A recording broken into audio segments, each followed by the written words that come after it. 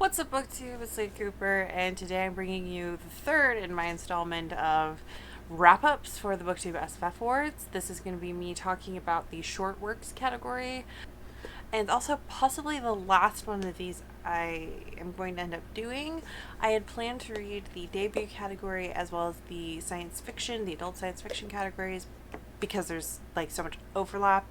I'd only need to read like 3 more books to finish both those categories. However, even though the reading period was extended through May, I don't think I'm going to get copies of any of those 3 books that I need to read. So this might be the end of my Booktube SFF Awards reading, but which is fine because I still read 3 entire categories and I had a lot of fun doing it. So let's talk about the short works category. Short works is kind of my favorite category because I love novellas. I love novellas more than like any other length, I would say. 130 to like 200 pages is like the sweet spot for me when it comes to the length of a book, generally speaking. Obviously, there are stories that require way more pages than that, and I have been known to say this needs to be 100 pages longer. But I've also very frequently been known to say this should have been 100 pages shorter because this is unnecessary. And I think really good novellas distill a story into its most integral parts. So there were 3 nominees in this category. Unlike the previous 2, there were no ties. So it's the standard 3. I had read one of the books before the shortlist was nominated. I read it last year, and that was This Is How You Lose the Time War by ML El Motar and Max Gladwell. It's gotta be Gladstone, right? If it wasn't on my best of 2019 list, I think it was a runner-up. It was either on the list or a runner-up. I really liked it. I gave it 5 stars, recommended it to a bunch of former coworkers when I was working at the bookstore. A lot of them really liked it. So, I went into this maybe biased because I'd already read such a good book, and also in some respects biased against one of the other books. Well, both of the other books in some a little bit. So the other 2 books that were nominated were The Test by Sylvain Neuvel and To Be Taught If Fortunate by Becky Chambers. So I'd read both of these authors before and had not been particularly impressed, let's say, with either of them. So a little bit biased, but I decided since they're novellas, they are not a huge time commitment, even if you don't really love them.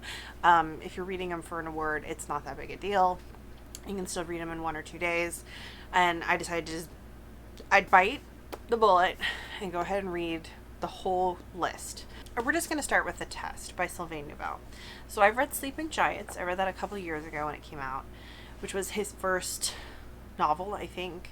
It was the first novel in his trilogy.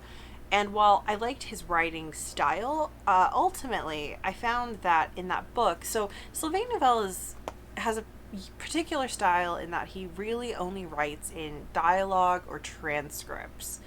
And the Sleeping Giants novel is written entirely as transcripts of interviews. Pure dialogue.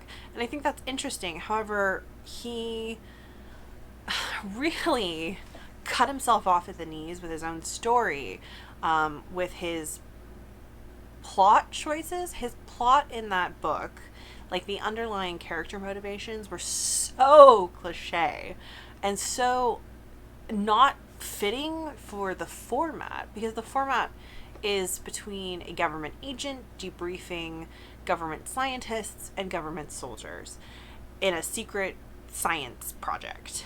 And it's a very formal setting, but he really went the super cliched route of like co-workers falling in love and banging one another, and that causing principal conflict.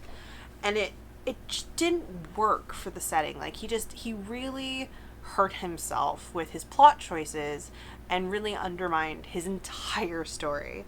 Like if the story hadn't been written in that really formal interview debriefing type style, then he could have just written a cliche but otherwise fine 3rd person or 1st person science fiction novel. Or he could have chosen better, more intelligent, and less blunt ways of revealing character conflict in his formal interview debriefing style and written a stronger book. So yeah, there were so many problems with that novel, and I wanted to like it because I liked the writing, but I couldn't like it.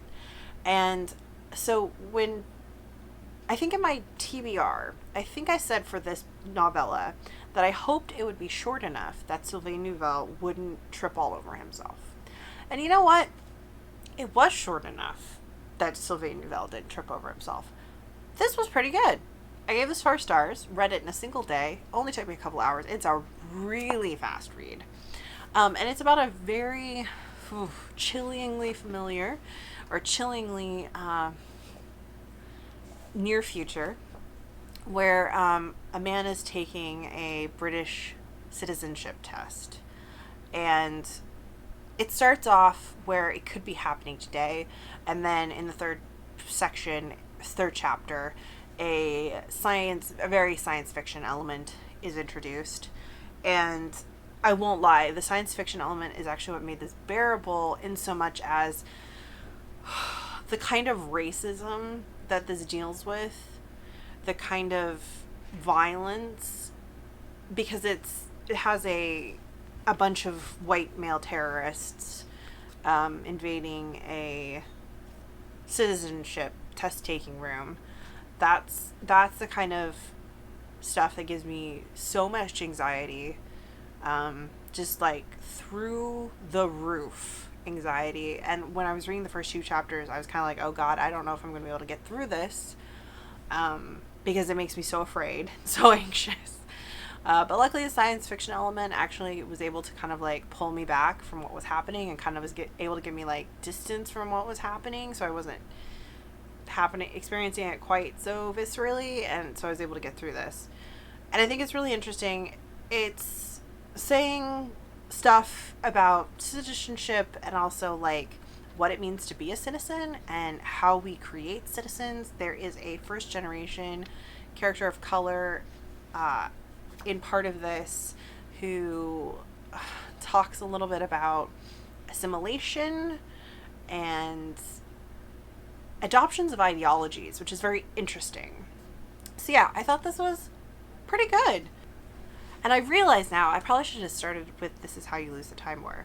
But we'll seg into that. So even though that was the first one I read, and this was the second one I read, let's talk about them out of order. So the next one is going to be This Is How We Lose the Time War. And I read this admittedly last summer, so all the details are not fresh in my mind, but I gave it a 5 stars.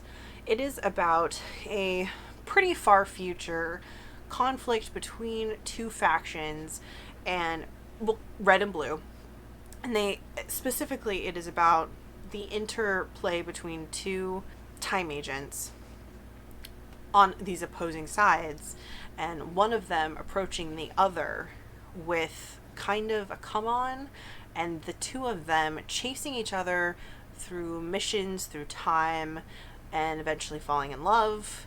And I described it to a coworker as the kind of hard science fiction where all of the science is written as a metaphor, and it is intended to be read both literally and metaphorically. And it is, every single piece of it is like 100% my jam. I love that kind of style. This is gonna be a weird comparison, but like I was just reading Jean Rhys's Wide Sargasso Sea, and when I try to think about, or when I try to explain the style of This Is How You Lose the Time War, it's so reminiscent to me of early modern authors like Jean Rhys or Virginia Woolf. There's something very like, it's not exactly stream of consciousness, but there's some amount of like metaphor and stream of consciousness that's very reminiscent to me of the early modernists, which is, I love it. I love it so much. It's really beautiful. I love how it's can be taken so abstracted, how it is so wild and imaginative and literal but not literal. I am shocked it's become as popular as it has, because I think the style is one that wouldn't agree with a lot of people. Like, it really reads like something that would have much more niche appeal. So I've been really surprised to see so many people exclaiming over it. But cool, I'm glad people are enjoying it because it's a beautiful, amazing book. So yeah, this is How You Lose the Time War. 5 stars. And then we come to the third book in this category. To Be Taught, If Fortunate by Becky Chambers. Now, I have read or attempted to read 2 previous Becky Chambers books that were nominated for the Booktube SFF Awards. The first of them being The Long Way to a Small Angry Planet, which I did read in its entirety 2 years ago, I think. Maybe I read it. Maybe I didn't read The Long Way to a Small Angry Planet for Booktube SFF. I might have just read that. I listened to it as an audiobook. I might have just listened to that for myself. And then you can hear coughing in the other room. Someone's dying. My apologies. And then I did try to read Record of a Spaceborne Few last year for the awards. That was definitely for the awards. I did not particularly care for The Long Way to a Small Angry Planet. I found it invariably dull, poorly paced, badly plotted. The third act is so badly plotted. Becky Chambers provides no planting for her action payoff. And her characters were mind-numbingly either irritating or boring. A lot of her characters talk, and this is really apparent if you listen to the audiobooks, a lot of her characters talk in the exact same vocal rhythms and have the exact same conversations with one another over and over and over again. And then also, that book has a rip-off of Kaylee from Firefly, which would be fine, except I'm not a huge Kaylee fan, and it's like Becky Chambers took all of the worst, most annoying parts of Kaylee and put her in a character instead of taking any of her charming parts. So it's like, nope, not for me. Anyway, that book had problems. I didn't want to read more from her. But Record of a Spaceborne Few got nominated last year, so I tried reading that. I read half of it. My loan expired, and I could not be fucked to read the rest of it because it was exactly the same. All the characters not only talked the same as one another, but they talked the same as the characters in the first book, and they were all saying the same thing, and the tone is so monotonous and flat. I couldn't. Also, there's just no conflict, no external conflict, no internal conflict, nothing. So I knew it was going to have probably the same third act problem. Okay, here we go with To Be Taught If Fortunate. I picked this up because it's short, and I knew even if I didn't like it, I could get through it. Also, actually, and when this was nominated, I was debating with myself whether or not I was going to read this. Went into the library to pick up a couple other things for the Booktube SFF Awards, and this was on the library staff picks, and it was available now. So I was like, shit, it's a sign. So I picked it up. And I was reading this. This is about a scientific crew of 4 who is sent from a near future Earth where, we still got kind of like, we've got political upheaval, we've got rising climate change, we've got private kind of non-profit funded space exploration. This group has been sent outside of our solar system on basically 80-year mission because of relativity to study 4 planets that we have, they support some sort of life. And so we're going to go boots on the ground, kind of explore them, and then bring our scientific findings back. And, oh God, I had problems with this book. One of them being, the closest thing to a conflict we have is that they're getting, so they go into cryo sleep for 20 years or something to get out to where these planets are roughly placed, and messages from Earth are delayed by 14 years or something, or maybe they go out by 14 years and then messages still are delayed.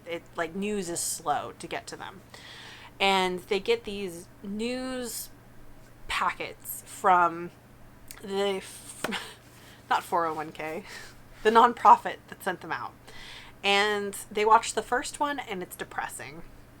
Because one of them, her hometown has been covered by water, rising tide levels, right? And then they basically just stop watching the news. And they just keep ignoring the news and ignoring the news and ignoring the news. And it's just like, I guess I could get one or two of the characters doing it, but I can't get the protagonist doing it, because the protagonist is an engineer. She's not like a biologist. She's there to keep the ship running and to be the pilot in case anything ever fails with the nav system, and to keep everything in repair and working order. And the way she talks and acts, I don't buy her not watching the news. I can kind of get some of the other scientists blowing it off, but the fact that she just goes along and ignores it feels contrived. That's kind of one of my issues. My other issue was that they didn't send a medical officer. No one here, like, this is a long mission. They are landing on planets. They are spending years on each planet, kind of surveying it, doing their science stuff. None of them have medical training. And one of the things that's mentioned is they do have this gene therapy that helps adapt their body in transit to different conditions they're going to meet on the planet. But one of the things the author makes a point of pointing out is that shit can't fix broken bones. And they're going onto alien planets. They're doing survey work, and none of them is a medical doctor. Bugged the crap out of me. I know that is minor, but I was reading it and I was like, wait. And then I couldn't stop thinking about it. Like, that is such dangerous, precarious situations to be in, especially when you're like dealing with wildlife and fauna. Just what? So that really irked me. It was like, and like the author had drawn attention to the fact that the gene therapy stuff, it's not a miracle cure. It doesn't fix things that break. And I was like, so how are you going to fix things that break? Okay.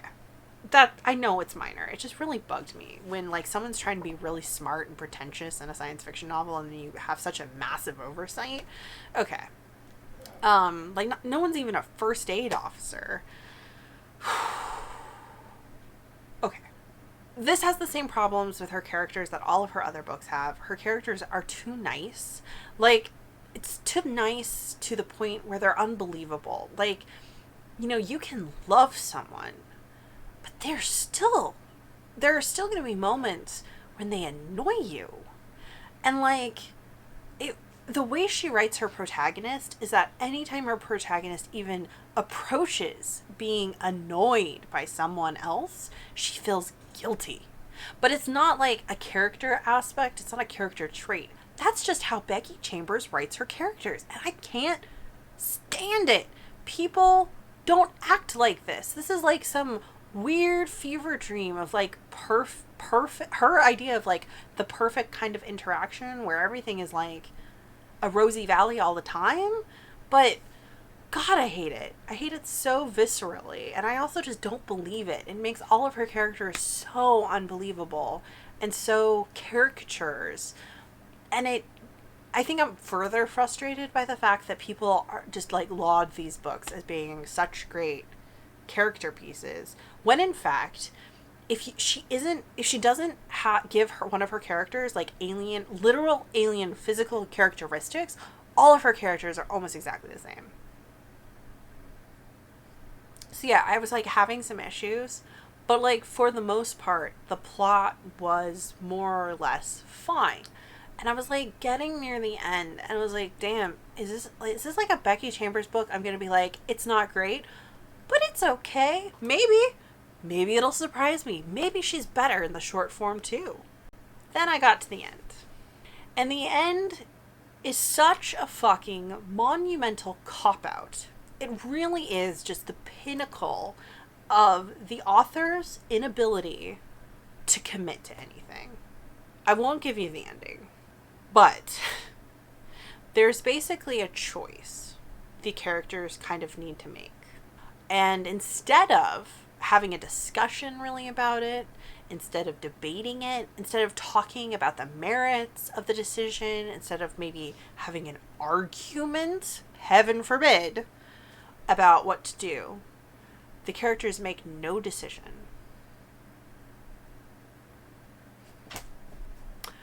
So, I won't read any more Becky Chambers. I'm done. The book went from being like 3-star to being a 2-star. Well, it was maybe like a 3.5 star. Like, I was willing to overlook all the character stuff, and then that happened. I was like, nope, it's a 2-star. I'm really annoyed. I'm glad it wasn't longer. Otherwise, I'd be actively mad. I wish Booktube SFF would stop nominating this woman. I wish the people who nominate her would go read better sci-fi. And yeah. So, what am I voting for in the Booktube SFF Award? This is a strong contender. If I hadn't just loved everything about This Is How You Lose the Time War, I would have no problems voting for this. I think it's a good book. It's saying interesting stuff. It's relevant. Go read it. Like, genuinely, go read it. But I love This Is How You Lose the Time War. I love the language. I think it's innovative and playful and creative. I love the fact that it's co-authored and like each author wrote a character. I love the seamless nature of their two styles. Like, the two styles, they blended them seamlessly together. There's a lot of really cool stuff happening in it. It's creative and just, it's glorious. It really is a glorious little short story. So go read This Is How You Lose the Time War. This is the book, this is the novella I will be voting for in the Booktube SFF Awards. And thanks for coming to my Becky Chambers rant. Don't read To Be Taught If Fortunate. Go read something else. Go read, like, Walking to Aldebaran or something. Like, that's also about scientists leaving our solar system and discovering alien life. And it's horrific, and it says a lot of really interesting stuff, and it's creepy, and it also has a time traveling aspect, and it's great. Go read that instead. Adrian Tchaikovsky. Sorry this turned into such a big rant, but none of us are surprised. I'm sure everyone watching this is gonna disagree with me because everyone freaking loves Becky Chambers, and I don't get it. I feel like me and like Thomas over at SFF 180 are the only people who don't like her, but it is what it is. So my guess for who's gonna win, I actually kind of think This Is How We Lose the Time War will win because it's just gotten so much hype. And I feel like it's actually gotten more hype than To Be Taught If Fortunate. Maybe, like, To Be Taught If Fortunate, I think got a little bit of hype when the arcs were coming out. Like, there was an arc release sometime really early in 2019 or something, and people had it, and then some people had the hardcover editions. And I did hear people talking about it then, but I really have not heard people talking about it now.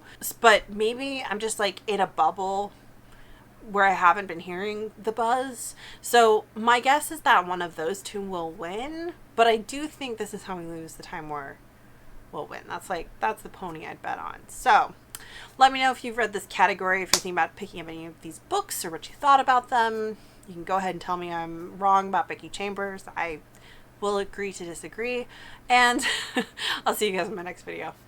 Bye.